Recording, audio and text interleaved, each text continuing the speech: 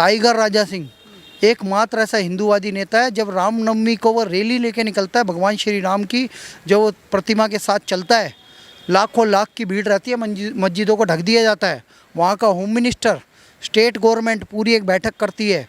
उस दिन कोई भी मौलाना मौलवी और मुसलमान टोपी नहीं लगाएगा, इतना खौफ है उस आदमी का।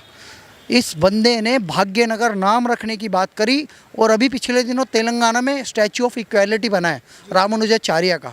जब प्रधानमंत्री नरेंद्र मोदी जी एयरपोर्ट पे उतरे ना, उनके स्वागत में टी राजा खड़ा हुआ था। इतनी पहुंच है उस बंदे की, वो अकेला बंदा पूरा का पूरा स्टेट जीत सकता है, इतनी ताकत है उसके पास। वो धर्म के लिए वो पहले 3 बार बीजेपी को वार्निंग दे चुके हैं। पहले लिए मेरे लिए धर्म है, बाद में भारतीय जनता पार्टी है। पहले लिए मेरे सनातन धर्म है, मेरे प्रभु श्री राम है, बाद में बीजेपी है। उन्होंने अपनी विधायकी छोड़ दी थी 3 बार। इस देश में अगर प्रधानमंत्री योगी आदित्यनाथ बन गए या टाइगर राजा सिंह जी जैसे बन गए, उस दिन इस देश में तानाशाही लगनी चाहिए। इन्होंने लगाया था 18 महीने का इमरजेंसी, मैं कहता हूँ सिर्फ 1 महीने की लगाओ, ये पूरा देश सिविलाइज हो जाएगा। इस देश में आंदोलन करने के लिए जंतर मंतर है, फिर भी शाहीन बाग किया जाता है, नोएडा जाने वालों का रास्ता बंद कर दिया जाता है। वहाँ खिलाफत 2.0 के नारे लगते हैं। सर, खिलाफत 2.0 का मतलब समझते हो? जब इस देश में पहली खिलाफत हुई थी ना 1947 में, 10 लाख से ज़्यादा हिंदू मारा गया था ऑफिशियली। वो तो बकरीद पे कलमा पढ़ के बकरा काट के बच्चों को भी सिखाते हैं। उनके पास तो बड़े बड़े हथियार है, हिंदू के पास तो लड़ने के लिए भी कुछ नहीं है। टाइगर राजा सिंह बोल्ड आदमी है, कट्टर हिंदुत्ववादी है, और टाइगर राजा सिंह उनका पूरा समर्थन है। ये अखंड हिंदू राष्ट्र बन के रहेगा। हमारे साथ रामेश्वर आर्या जी जुड़े हैं। सर, हमारे चैनल पर ओ न्यूज़ हिंदी पर आपका बहुत बहुत स्वागत। धन्यवाद। ओ न्यूज़ धन्यवाद।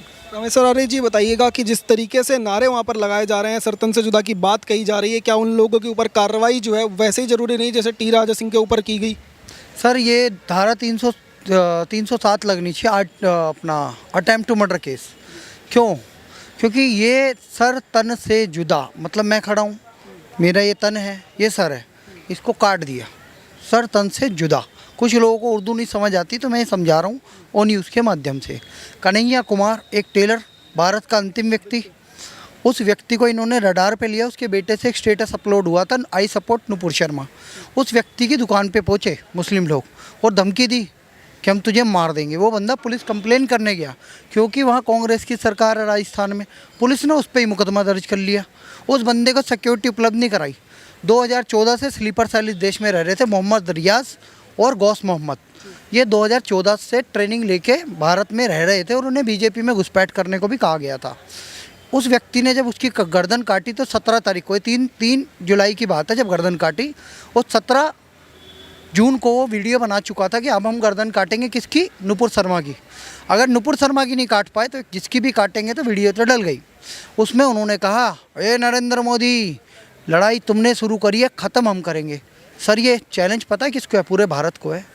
पूरे भारत को काटने की धमकी दी गई है। एक स्लीपर सेल हमारे आजू बाजू भी घूम रहे हैं, लेकिन ये एक्टिव कब होंगे? जब सर तन से जुदा नारे लगेंगे और बदला कोई जिहादी ले लेगा। और सपोज करो नुपुर शर्मा को तो चलो कुछ नहीं हुआ, मैं कह रहा हूँ टाइगर राजा सिंह एकमात्र ऐसा हिंदूवादी नेता है, जब रामनवमी को वो रैली लेके निकलता है भगवान श्री राम की, जो वो प्रतिमा के साथ चलता है, लाखों लाख की भीड़ रहती है, मस्जिदों को ढक दिया जाता है, वहाँ का होम मिनिस्टर, स्टेट गवर्नमेंट पूरी एक बैठक करती है। उस दिन कोई भी मौलाना मौलवी और मुसलमान टोपी नहीं लगाएगा, इतना खौफ है उस आदमी का। इस बंदे ने भाग्यनगर नाम रखने की बात करी, और अभी पिछले दिनों तेलंगाना में स्टैचू ऑफ इक्वालिटी बना है रामानुजाचार्य का। जब प्रधानमंत्री नरेंद्र मोदी जी एयरपोर्ट पे उतरे ना, उनके स्वागत में टी राजा खड़ा हुआ था। इतनी पहुंच है उस बंदे की, वो अकेला बंदा पूरा का पूरा स्टेट जीत सकता है, इतनी ताकत है उसके पास। संजय बंडी वगैरह तो बाद में है, पहला शेर तो यही है टी राजा सिंह। हमने एक गौरक्षा आंदोलन में भी उन्हें बुलाया था, और एक बंदे की पूरे भारत में लोग जानते हैं, जैसा कि अमित राठौर जी बता रहे थे, ये कट्टर हिंदूवादी भाई है। अपने एक भी बात कही है, सब कुछ सच कहा है इन्होंने।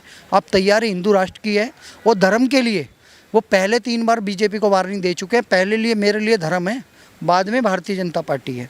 पहले लिए मेरे सनातन धर्म है, मेरे प्रभु श्री राम है, बाद में बीजेपी है। उन्होंने अपनी विधायकी छोड़ दी थी 3 बार, लेकिन अब उन्हें निकाला गया, वो मजबूरी थी। उन्होंने जो फारूकी है ना, मुनव्वर फारूकी को जवाब देना था, क्योंकि उसका कार्यक्रम आयोजित हुआ हैदराबाद में। सिर्फ ये क्रिया की प्रतिक्रिया हुई है।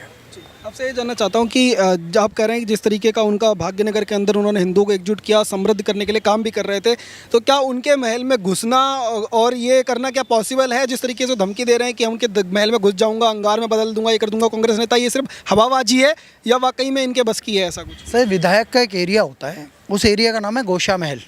उस गोशा महल में कांग्रेस के एक नेता ने धमकी दी, पुलिस स्टेशन के बाहर खड़े होके कहा है कि हम वहाँ जाके इनका उसकी गाड़ी रोको राजा की और मारो, अगर तुम नहीं मार सकते पुलिस उन्हें गिरफ्तार कर ले। उसको कहा गया कि आप इन्हें 23 तारीख को अरेस्ट कर लो, अगर नहीं कर पाए तो हम वहाँ पे घुस के दंगे करेंगे, जला देंगे गोशा महल को। ये कांग्रेस का बंदा अभी तक गिरफ्तार नहीं किया गया। 2 लोगों ने बयान दिया, राहुल गांधी की पीठ फोटो लगी है, पूरे सोशल मीडिया पे वायरल है वो वीडियो। मैंने वो वीडियो डाली, वायलेशन में आगे डिलीट कर दी गई सरकार द्वारा। मैं उसी सरकार से कहता हूँ, उस व्यक्ति को अरेस्ट नहीं कर सकते आप। I&B मिनिस्ट्री क्या कर रहा है? I&B मिनिस्ट्री से मेरी एक शिकायत और है, ये जो ठाकुर जी हैं ना, अनुराग ठाकुर, आपको पता है ये आज जो सर तन से जुदा नारे लग रहे हैं, एक बंदा है उसका नाम है तस्लीम रहमानी, SDPI का प्रवक्ता है, social democratic party of India, जो PFI का पॉलिटिकल विंग है। उस बंदे ने भगवान शिव का अपमान किया।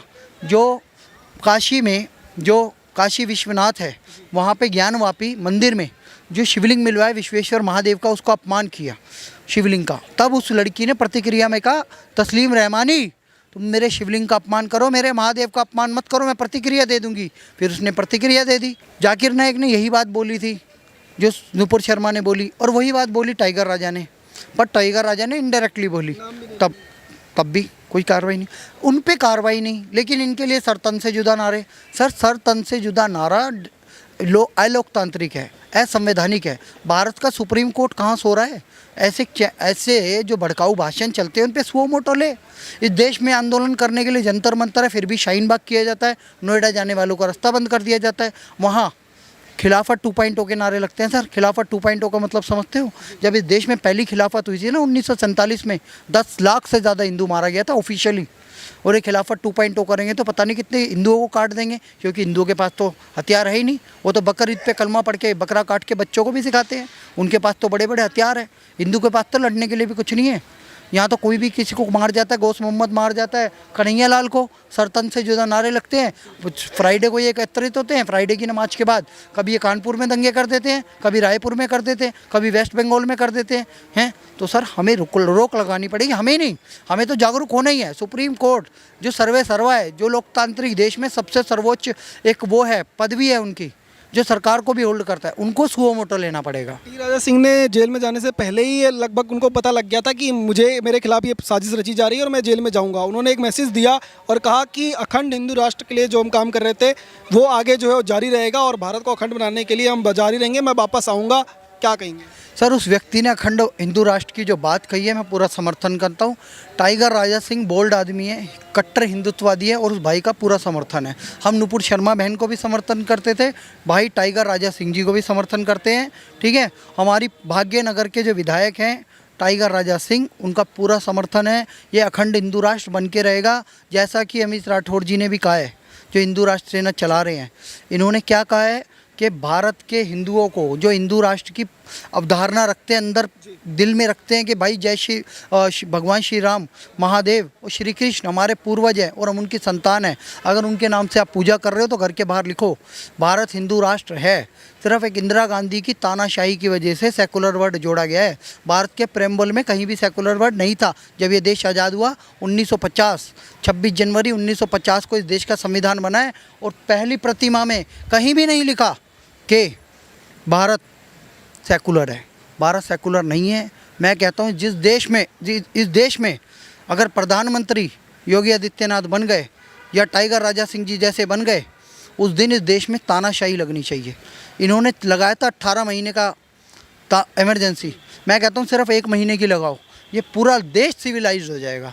इस देश में एक बार 1 महीने की इमरजेंसी ज़रूरी है, 1 महीने की तानाशाही ज़रूरी है। उसमें इस देश का एक प्रोटोकॉल तय होना चाहिए।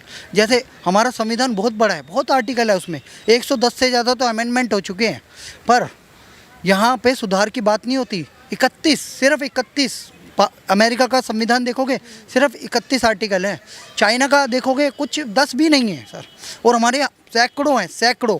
मैं टिप्पणी नहीं करना चाहता संविधान पे, लेकिन मैं ये कहना चाहता हूँ कि सिविलाइज्ड होना ज़रूरी है देश को। ये अनसिविलाइज्ड तरीके से चल रहा है देश। पहले बार तो अमेंडमेंट इतने ज़्यादा, सेकुलर वर्ड जोड़ देना, और अगर हम कहते हैं कि भारत का जो संविधान है इसकी धारा 44 लागू कर दो, समान नागरिक संहिता, उसका यही सेकुलर दल यही सब विरोध करते हैं।